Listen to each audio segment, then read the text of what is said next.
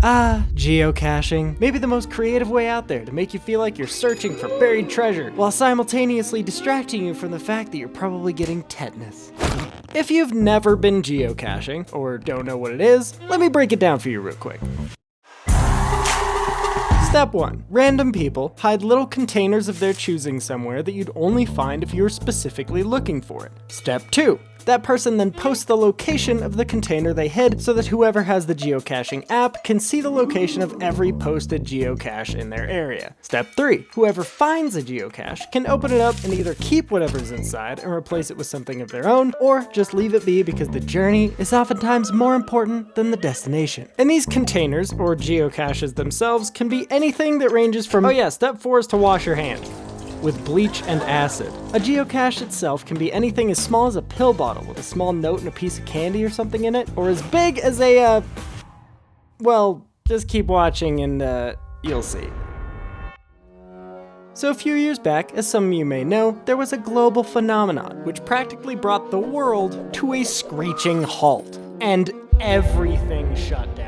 We're talking schools, gyms, beaches, parks, trees, and even the Waffle House. You know it's bad when the local Waffle House closes its doors. So anyway, during this time, I had nothing to do. And my family and I had just moved to a small town in Michigan, so I had no friends, and all of my classes were online, so I barely left the house. The only bit of human interaction I had was with my parents. And my best friend, who is now my wife, would occasionally come out to visit. So this one time, my best friend / future wife Audrey was staying at my family's house for like a week or two, in completely separate rooms across the house, so don't get any ideas. But anyway, so a few days pass and we do all the fun things like getting ice cream, going on walks, disc golf, etc. But just a few days later, we were super bored. We had completely exhausted every possible thing to do, to the point where she even just hung out and read a book while I played Assassin's Creed Black Flag for a few hours, which is by far the best Assassin's Creed, by the way. You cannot tell me otherwise. But by the start of the second week, we were at peak lockdown syndrome, binge watching The Office and eating entire tubs of ice cream. Do I look fat? No, you're good. Okay, good. Wait, why do I look fat? No, not at all. So we were thinking real hard. What's something that we can go and do? It can literally be anything, as long as it has a purpose. And then Audrey all of a sudden remembered something. Geocaching. At this point, I had heard of geocaching, but I had never actually done it before. And to be honest, it was probably time we got off the couch and did something. So we thought, why not? Let's go geocaching. So Audrey downloaded the geocaching app, which, like I said before, helps you locate these mysterious hidden treasure caches, which are broken up into 4 different sizes: micro, small, regular, and large. And when we pulled up her app, we saw a big one. A large-sized geocache around 2 miles away from us. Apparently, a geocache only qualifies as large if it's bigger than a 5-gallon bucket from Home Depot. If you've never seen a bucket the size of a 5-gallon bucket, then you've never been to the Home Depot. More saving, more doing. So this thing must have something huge in it. And there are a few other medium to small sized caches, which were kinda on the way to the big one. So we were like, heck yes, let's make a day out of this thing. Let's try to make this take as long as possible. Really drag it out so we can suppress the boredom and not finish a 7th tub of ice cream. So in order to make this escapade take as long as possible, we start walking instead of driving. And we're taking in the scenic routes, walking around small lakes, cutting through forests, paying quick respects to the Waffle House, and we finally made it to the first geocache.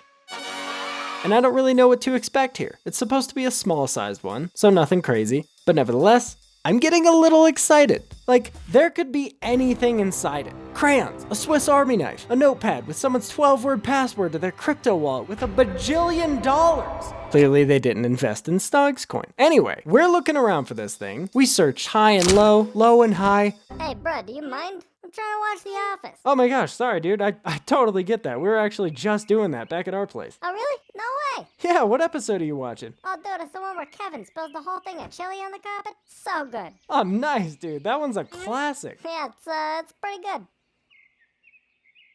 Hey, you want to sit down and watch? I can make some snacks or something. Oh, no, I couldn't. I better get going. Oh, come on. You sure? It's really no trouble at all. No, I appreciate it, but I got this geocaching thing I'm trying to find. It's a whole thing. Oh, no way. I've heard of those. You find one yet? No, not yet. This is my first one. I'm super excited. Well, no kidding. Hey, that's awesome, man. Best of luck to you. Thank you. No, I appreciate that. And thank you for the offer again. Seriously. Ah, no problem, man. I'm sure I'll see you around. Yeah, for sure.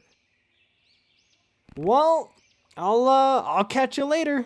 Yeah, nice to meet you, man. Stay safe out there and stop by anytime. Will do, man. All right, see you around. All right, later. Oh, Kevin. We're looking around for like 20 minutes. Nothing.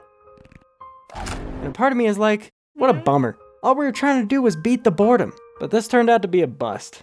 But oh well, I guess we'll have better luck with the next one. We were just about to give up and move on when all of a sudden I see this creepy, nasty looking, deep dark hole near the base of this tree. And right then, I just knew that the geocache we were looking for was probably inside of that hole. You think it's in there? Probably. You should reach in there and check. What? Why me? Because I'm a lady, and it would be unladylike to get my delicate hands dirty. Delicate hand. So I start sticking my non-delicate hand into this gross tree hole, and I feel it, the geocache. And I pull it out to see a slimy, sap-covered, discolored pill bottle with a bunch of dirt and random junk inside. I work up the courage to open it, and there's like a nasty eraser cap, a small pebble, and some waterlogged paper shreds all covered in dirt and mud. But you know what?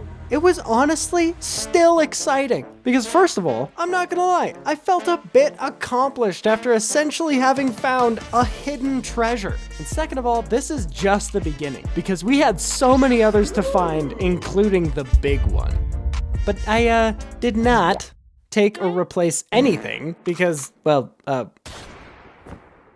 don't really think I need to explain why, but I put it back into the deep dark tree hole and we started on our way to the next one. And this one was a little easier to find, but the contents were, the same type of situation, along with the next one and the next one. But honestly, we did not care. We were doing it. We were beating the boredom. Even though my hopes were a little bit crushed because we hadn't found anything super cool worthy of taking or replacing, yet I was having so much fun. Because we got to go on a bunch of little dopamine hit treasure hunts to find these hidden caches scattered all throughout the small town I lived in. And before I knew it, we were on our way to the last geocache, the big one, which according to the map was now just under a half a mile away. So we followed it, and we followed it until we found ourselves at an abandoned looking construction site.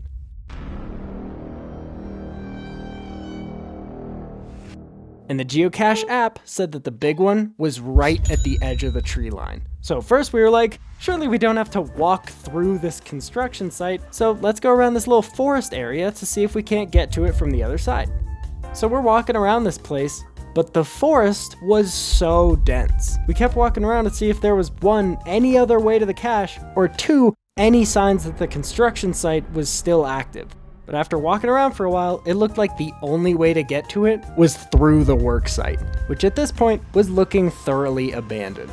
So we walk up to the edge, quadruple checking the location of the geocache just to make sure, and we start walking. Don't ever do this, by the way. The only reason we were doing it in the first place was because it seemed completely abandoned, and there were no fences or signs anywhere saying do not enter or no trespassing. And there wasn't even anything incredibly dangerous out and around, so we quickly made our way through the site on this makeshift sidewalk path just to get to this mega geocache.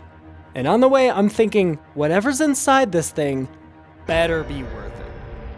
We walk up to the corner of the tree line, right up against the insanely dense forest, and we start looking everywhere, around the base of trees, in bushes, under rocks and dense brush, when I see it.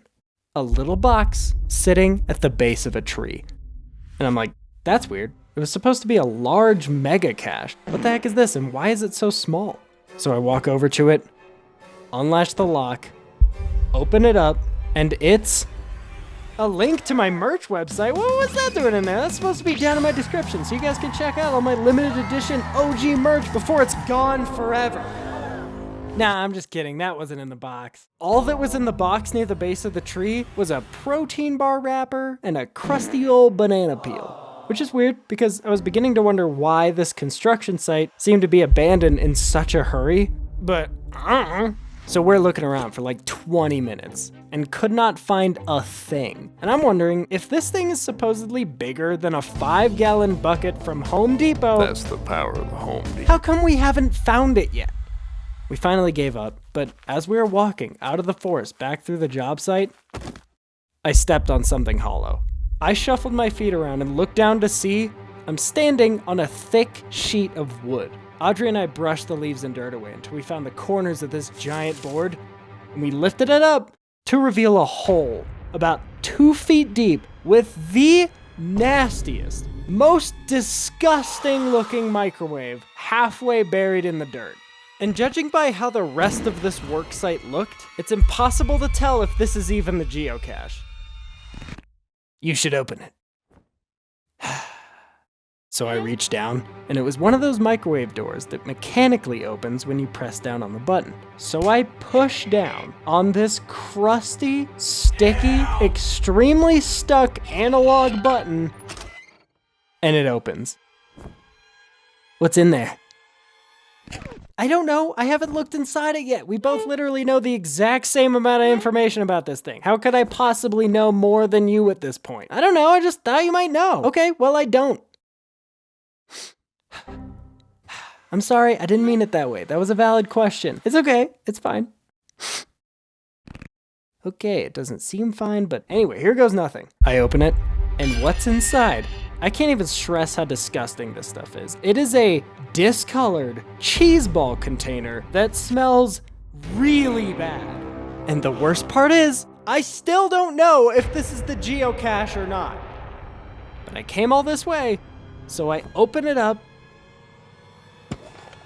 and there's some dryer lint, 5 colored pencils, some nasty looking green cheese balls. Cheese balls are supposed to be orange, by the way, if you don't know. And 1 pair of really nice, brand new looking American Eagle jeans. Well, brand new other than them being extremely dirty with a couple of questionable stains on them. But one thing's for sure, it's the geocache, all right.